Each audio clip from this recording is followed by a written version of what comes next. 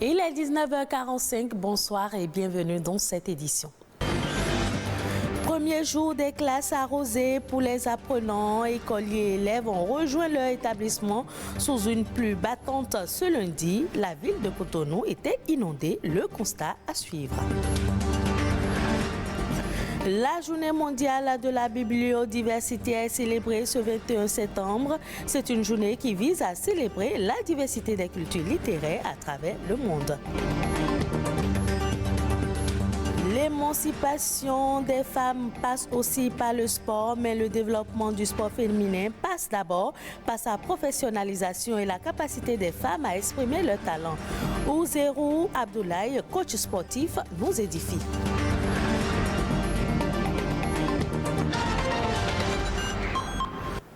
Bonsoir à tous. Mettre fin au racisme, bâtir la paix, c'est le thème de l'édition 2022 de la Journée internationale de la paix célébrée ce 21 septembre.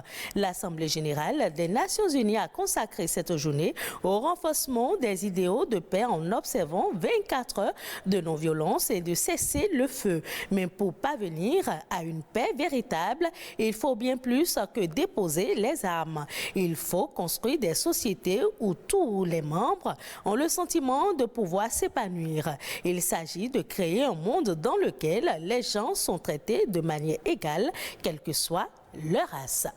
Les élèves ont repris les classes sous une forte pluie. Plusieurs rues ont été inondées. Jean-Claude James a fait le tour de la ville de Cotonou où la pluie a rendu certaines ruelles impraticables. Voici son constat.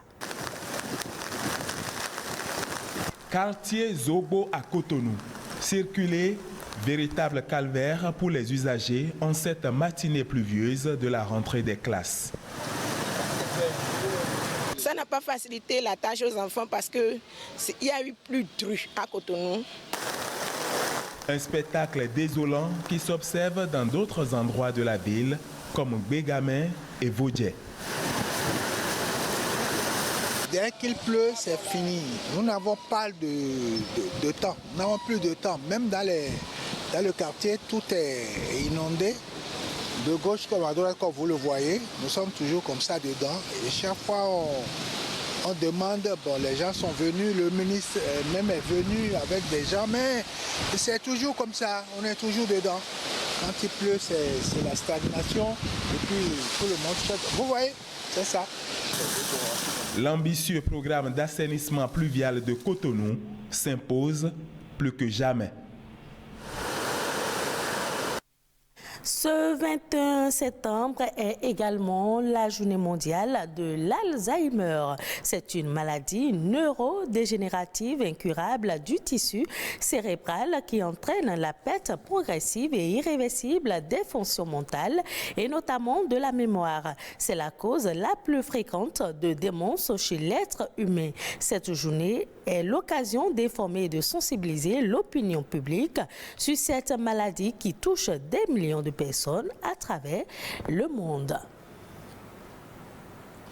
L'autre journée célébrée ce 21 septembre, c'est la journée internationale de la bibliodiversité. Elle a été lancée par un groupe d'éditeurs en 2010 et fait référence à la diversité culturelle appliquée au monde du livre. La bibliodiversité est un système d'édition autonome dans lequel les éditeurs et auteurs indépendants exercent leurs activités d'une manière qui ressemble aux habitants d'un écosystème. Arnaud Adaja pour plus de précision.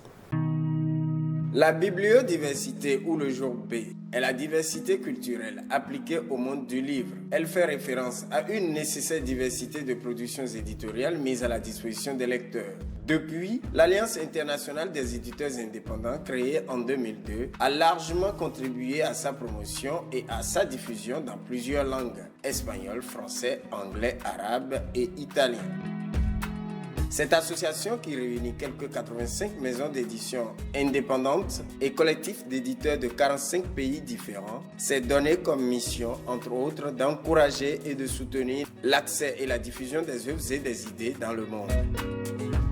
Cette journée a été lancée en 2010 par des éditeurs indépendants d'Amérique latine. L'invention du terme bibliodiversité est attribuée à un groupe d'éditeurs chiliens qui, à l'occasion de la création du collectif Editores Independientes de Chile, éditeurs indépendants du Chili dans les années 1990, ont parlé pour la première fois de la notion de bibliodiversidad.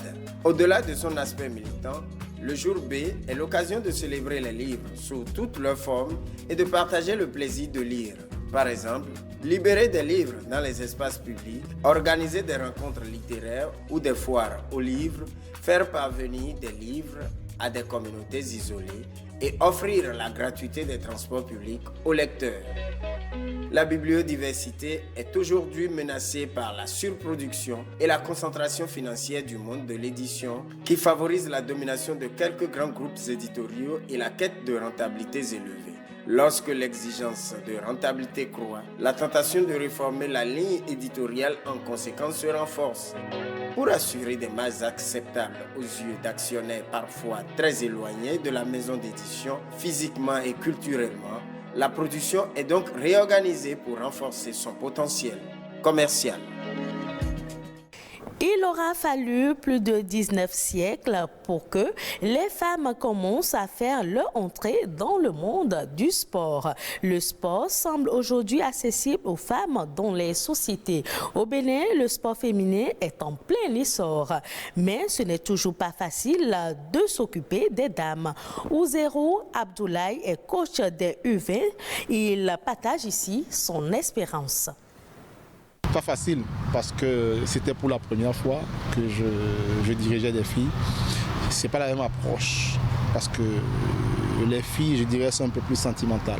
Il faut les prendre avec les sentiments parce que vous pouvez crier sur un homme et 5 secondes après il l'oublie. Par contre, une jeune fille, vous criez sur elle devant ses copines, ça reste là pour longtemps. Donc, en fait, c'est des choses que j'ai appris à comprendre avec le temps. J'ai vite compris d'ailleurs. Donc, c'était la grosse difficulté en fait parce que je ne savais pas vraiment comment les prendre et il faut faire aussi attention parce qu'on est un sport et c'est un sport de contact. Et avec les hommes, effectivement, on peut se taper la tête, on peut se taper l'épaule. Mais avec les femmes, faire vraiment très très attention parce que les images, une simple image peut être interprétée par 1000 manières une fois que c'est sorti. Parce que vous savez, il y a une différence entre une vidéo et une photo. Une vidéo, vous voyez quand même tout ce qui se fait, mais une photo avec une femme, vous tenez une femme comme ça devient un gros problème. Ça a été pour moi la plus grosse difficulté parce que j'étais obligé d'être à l'écart pour ne pas faire d'erreurs parce que j'avais peur de faire des erreurs. Mais sinon, globalement, je dirais que ça s'est très très bien passé. En plus, les résultats n'ont pas été médiocres. Ils n'ont pas été bons non plus parce qu'on ne s'est pas qualifié pour la Coupe du Monde. Mais ils ont quand même été, je dirais, encourageants et c'est déjà ça. Les dirigeants, eux, de leur côté, c'est la mission déjà qui nous assigne. Essayer de ramener le plus de femmes au sport, avoir le plus de licenciés, que ce soit en football, en taekwondo, en handball, en basket, mais avoir des licenciés en fait, parce que pour l'épanouissement de notre pays aussi. Pour moi, le sport m'a appris quelque chose de la discipline, et la discipline, on en a besoin partout. On ne va pas au sport pour faire du sport professionnel, tout le monde ne peut pas être dans l'élite, c'est pas possible. Sur 1000, vous avez peut-être 10 qui vont passer. Par contre, le sport vous apprend quelque chose de la discipline. Dans la vraie vie, peu de gens au Bénin ici, ils respectent l'heure, il faut être honnête. Par contre, le sport vous apprend, moi le sport m'a appris cela. Parce que tout petit déjà, quand l'entraîneur me dit 15h, c'est 15h00.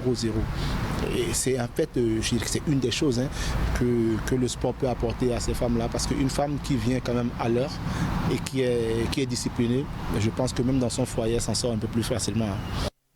Merci à vous, Ouzero Abdoulaye, pour ce partage d'expérience. Suivons à présent La Nation en bref, une compilation de l'actualité au plan national présentée par Chalène Kenjiro.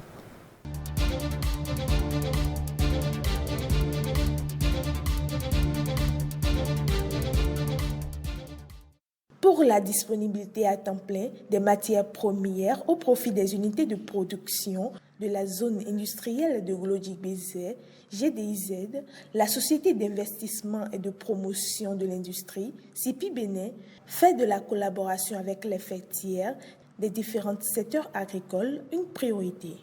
La plateforme de transformation des matières premières agricoles au Bénin a aussi accueilli mardi 20 septembre les acteurs de la filière Anarcade réunis sous la Fédération nationale des producteurs d'Anarcade du Bénin, FENAPAB.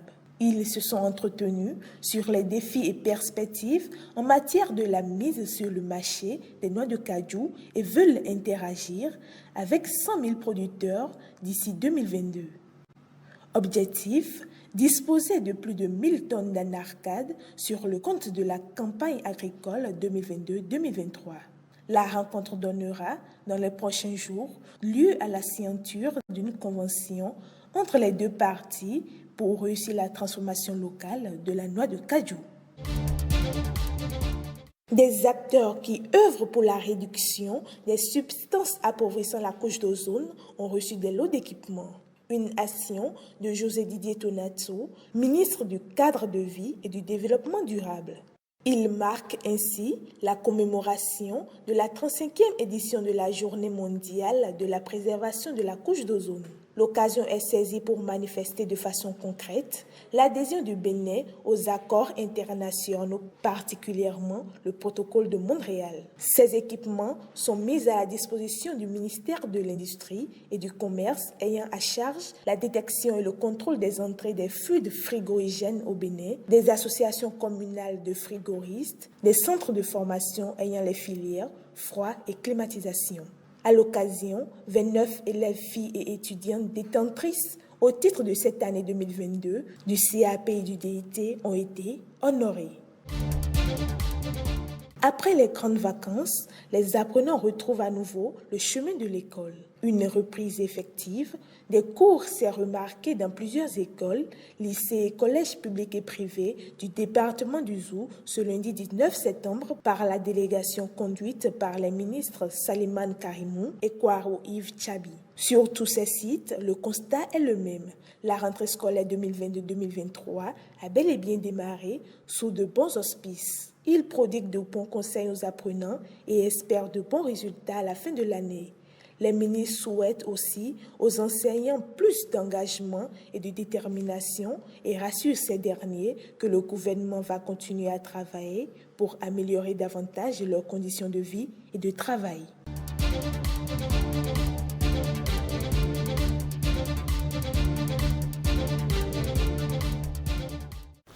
L'Afrique subsaharienne accélère son rythme d'adoption de la 5G. Elle déjoue ainsi les projections faites par plusieurs équipementiers et cabinets spécialisés. L'Association mondiale des opérateurs de téléphonie avait estimé en 2021 le volume de connexions 5G à environ 35 millions d'ici 2025.